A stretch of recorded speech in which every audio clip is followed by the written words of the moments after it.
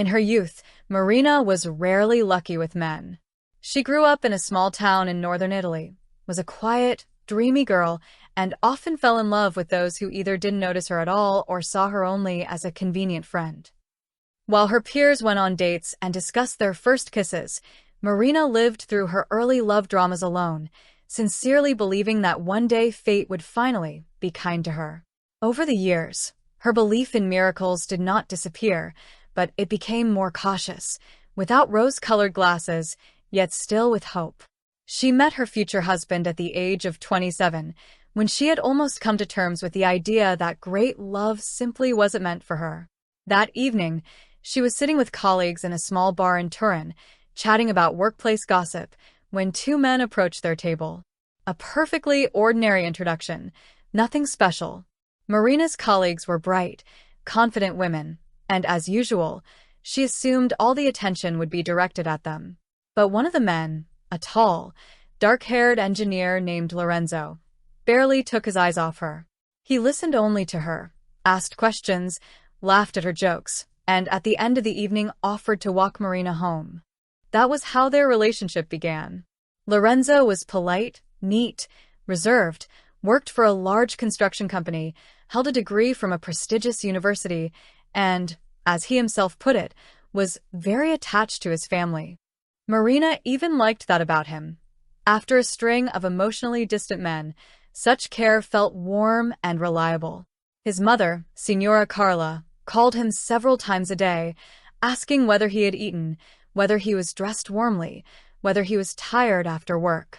Lorenzo explained that his mother was an anxious woman who had been widowed early and lived only for her son. Marina nodded sympathetically and saw no threat in it. After the wedding, everything began to look very different. It quickly became clear that there was already a main woman in this family, and it was certainly not the young wife. Lorenzo did not make a single decision on his own. From choosing furniture to planning weekends, everything was discussed with his mother. Marina was not included in these discussions at all. He simply informed her of the final decision, genuinely unable to understand why she was upset. Signora Carla began showing up at their homes several times a week, always without warning, carrying pots and containers. She would walk into the kitchen, hug her son, loudly lament how thin he had become and how the poor boy hardly eats at all, and then, with undisguised contempt, inspect the food Marina had cooked. "What is this? Do you really eat that?" she would say with a grimace. "Lorenzo, put this in the fridge. Let your wife eat it herself. A man needs proper food." At first, Marina hoped her husband would stand up for her, set boundaries, and tell his mother that they now had their own family. She tried to talk to Lorenzo calmly, explaining how hurtful and humiliating it was, how his mother interfered in everything, and how it wasn't necessary to report every step of their lives to her. But he looked at Marina with genuine confusion and said he didn't see the problem. After all, his mother only wanted the best, and hiding anything from her felt almost like a betrayal. Nearly 2 years passed like this. Marina increasingly felt like an outsider in her own marriage. At some point, she realized that she wasn't living with a husband, but with her mother-in-law's son. The decision to divorce was difficult, but it became the only possible one. After the separation, Lorenzo continued to call Marina secretly for a while, hiding it from his mother. Something new appeared in his voice: doubt, confusion, an attempt to reflect on the past. Then the calls stopped, and Marina decided that this chapter of her life was finally closed. More than a year passed. One afternoon, someone rang the doorbell of Marina's apartment in Milan insistently. Standing at the door was Signora Carla. Without greeting her, she declared that she knew Marina was home and that they needed to talk. Over a cup of tea, the former mother-in-law began her story. After the divorce, according to her, Lorenzo had changed drastically. He began asking why Marina had left, why the marriage had fallen apart. His mother's answers, that his wife had been ungrateful and cold, no longer satisfied him. He started talking to his few friends, reading books, and then, to Carla's horror, even went to see a therapist.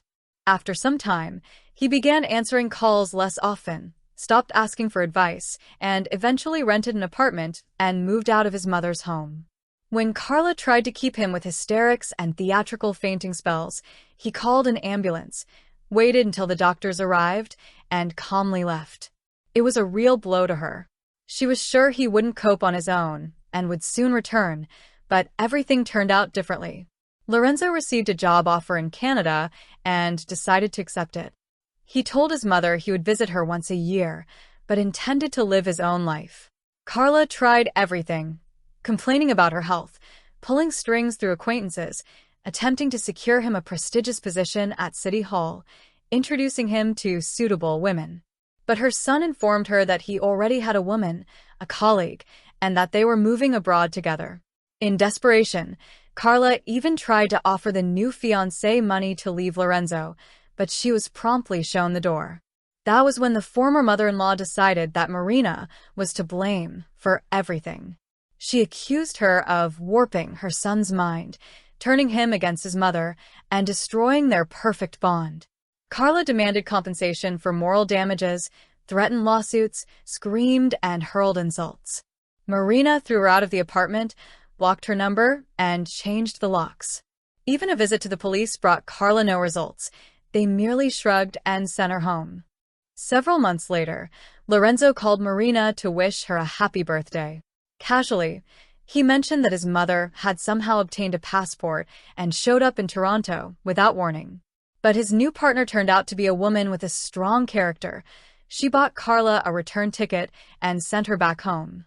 After that, Señora Carla finally redirected her energy toward neighbors, utility services, and the rest of the world, which, in her opinion, owed her something.